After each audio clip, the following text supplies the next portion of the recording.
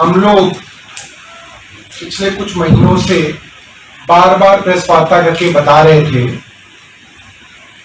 कि दिल्ली भाजपा नगर निगम से भागने की तैयारी कर रही है और जाते जाते नगर निगम की जितनी भी संपत्ति है उसको बेचने की तैयारी में लगी हुई है और नगर निगम की संपत्ति की लूट जो है वो शुरू हो गई है।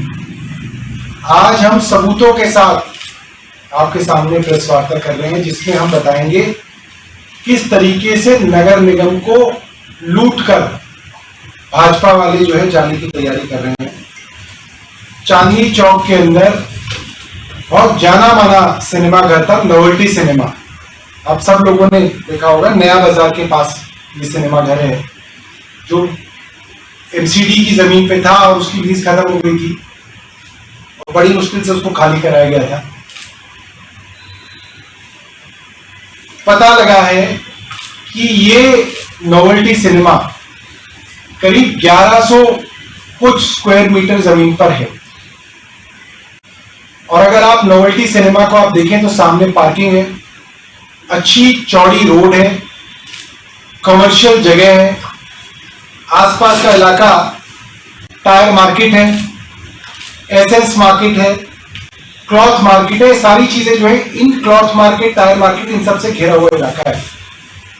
और अगर आप पत्रकार के तौर पे भी थोड़ी बहुत वहां पे पूछताछ करेंगे तो आपको पता चलेगा टायर मार्केट में छोटी सी दुकान भी अगर आप लेंगे 100 गज की तो करीब 30 से 35 करोड़ रुपए की आपको मिलेगी।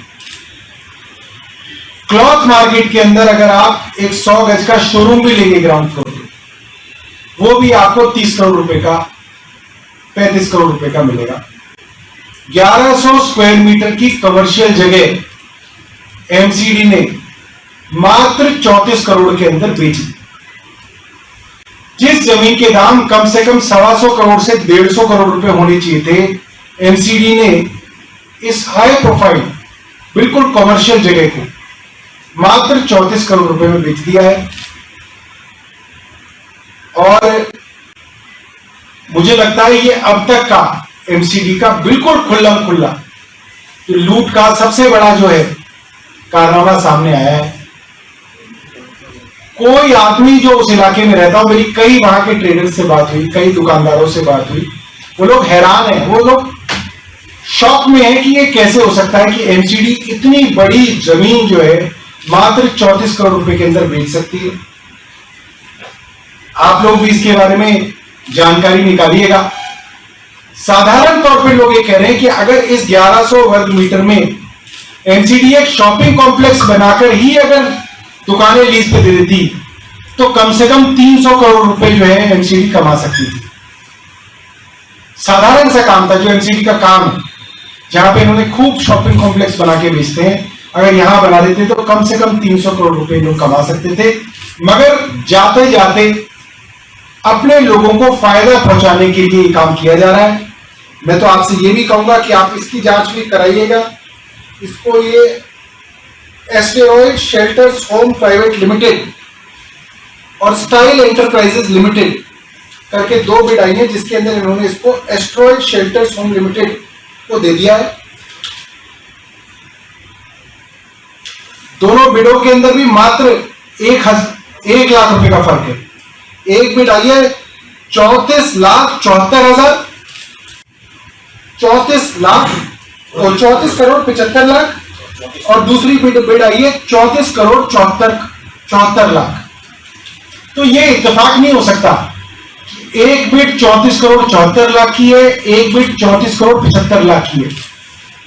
तो तभी हो सकता है जब हनुमान जी सपने में आके बता जाए कि दूसरे ने बिड इतनी डाली। ये पूरी की पूरी तरीके से भ्रष्टाचार है। इन कंपनियों की अगर आप तफ्तीश करेंगे तो जरूर भाजपा के बड़े नेताओं से इनके तार जुड़े हुए मिलेंगे और पैसे के लेन देन की चीज भी थोड़ी सी तफ्तीश के अंदर बाहर आ सकती है। हम ये डिमांड करते हैं कि एमसीडी तुरंत इस जमीन को बेचने का जो निर्णय है वापस ले। ये जमीन जो है दिल्ली वालों की जमीन है, दिल्ली के लोगों की जमीन है। एमसीडी में बैठी दिल्ली की भाजपा को ये कोई हक नहीं है कि वो दिल्ली वालों की जमीन को इस तरीके से कौड़ियों के दाम सिर्फ इसलिए बेच के भाग रहे हैं क्योंकि उनको पता है कि अब नगर निगम के अंदर भाजपा समाप्त हो रही है और जाते जाते जो है ऐसी बहुत बड़े बड़े भूखंड हैं जिनको ये बेचने की तैयारी कर रहे हैं। ये जमीन उन्होंने ऑलरेडी जो है परसों मंगलवार को इन्होंने नगर निगम की स्थायी समिति के अंदर इसको पास कर दिया कि इसको इस दाम में आप बेच दें। धन्यवाद। अगर आपका